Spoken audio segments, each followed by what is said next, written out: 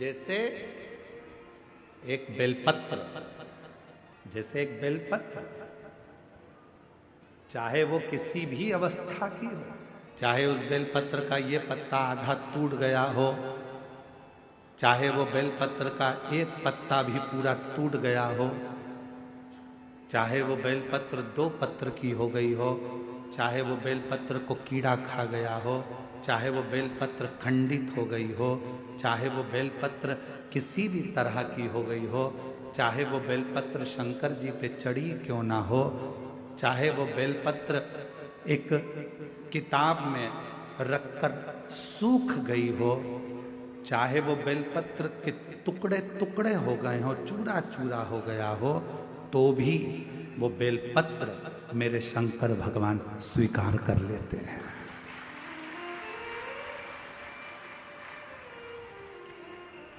तो भी मेरे शिव स्वीकार कर लेते हैं।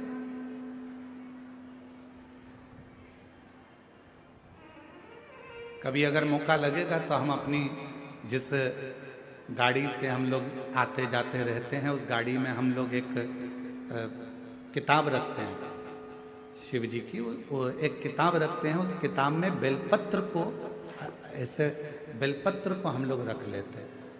क्यों रखी रहेगी? हमारे पास में कहीं सफर में कहीं एकांत में एकांतेश्वर महादेव मिल गए, किसी ओटले पर चबूतरे पर शंकर का शिवलिंग मिल गया, पानी तो गाड़ी में रहता ही है, चढ़ाया, अपनी पुस्तक में से बेलपत्र निकाली, बाबा को चढ़ा दी और चढ़ाकर वापिस उठाकर हम रख लेते हैं। फिर आगे गए, फिर कोई एकांतेश्वर महादेव मिल गए, चढ़ा दिया, बेलपत्र निकाली, बाबा को चढ़ा, स्वीकार कर। उस बेलपत्र में इतना बल उत्पन्न हो जाता है क्योंकि एकांतेश्वर महादेव में एकांत में शंकर भगवान बैठे हैं और आप उनकी आराधना कर कर वो बेलपत्र को चढ़ाकर स्वीकार कर कर जब औषधि के लिए लेकर आते हो तो बड़े से बड़े रोग पर भी वो बेलपत्र काम करना प्रारंभ कर। वो बेलपत्र, अब कई माताएं यहाँ पर आती हैं, कई माताएं हमारे पास में यहाँ पर आती हैं जिनका नाम हम पुकारते हैं, वो आती हैं, हम बेलपत्र देते हैं तो किसी किसी की बेलपत्र टूटी हुई रहती है, खंडित रहती है, तो माता कहती है तो खंडित है गुरुजी, दूसरी दे दो।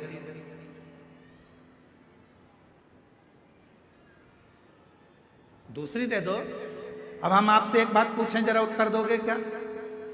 तुमने हमसे कहा कि बेलपत्र खंडित है गुरुजी, दूसरी दे दो।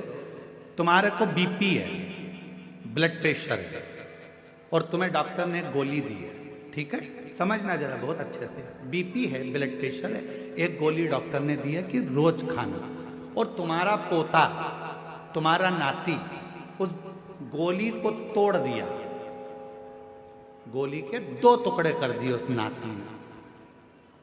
अब वो गोली 2 टुकड़े हो गए, 3 टुकड़े हो गए, तो क्या तुम वो गोली खाओगे तो असर नहीं करेगी क्या?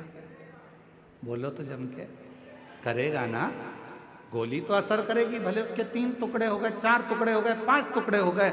जैसे बीपी की गोली के 10 टुकड़े भी हो जाएं तो भी अगर ब्लड प्रेशर गड़बड़ हो रहा है तो तुरंत मुंह में गोली रखी जाती है, ब्लड प्रेशर कंट्रोल में आ जाता है। शुगर कितनी भी हाई और ऊंची या नीची जा रही हो, शुगर की टेबलेट के कितने भी टुकड़े कर दो, वो शुगर की टेबलेट खाई, शुगर लेवल में आ जाती है। उसी तरह बेलपत्र चाहे कितने भी टुकड़े हो जाएं, पर बेलपत्र तो बेलपत्र अपना काम कर ही जाता है, वो बेलपत्र अपना काम करेगी। इसमें गुरुजी ये खंडित हो गई, गुरुजी तुमने तो मेरे को 2 पत्ती दी, गुरुजी इसमें से आधी पत्ती तो टूटी हुई थी, गुरुजी ऐसा।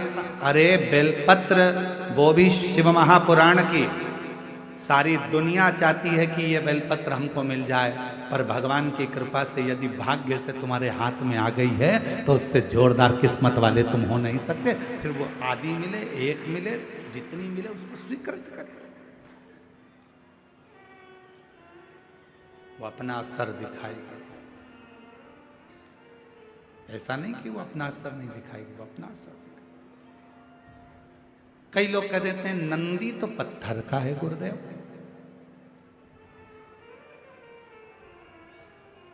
ये हम ही लोग तो विचार कर कर लोगों को सीख देते हैं कि नंदी पत्थर का है। ना ना ना ना,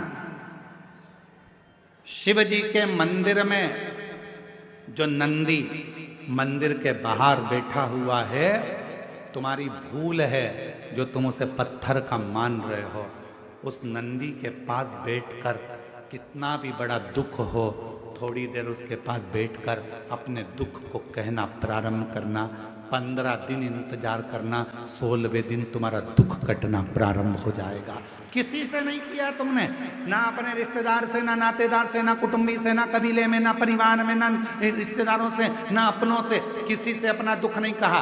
केवल दुख कहा तो भगवान देवादिदेव महादेव के नंदी से कहा।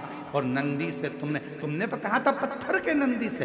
फिर शिव जी तक बात कैसे पहुंची, दुख कैसे कटा?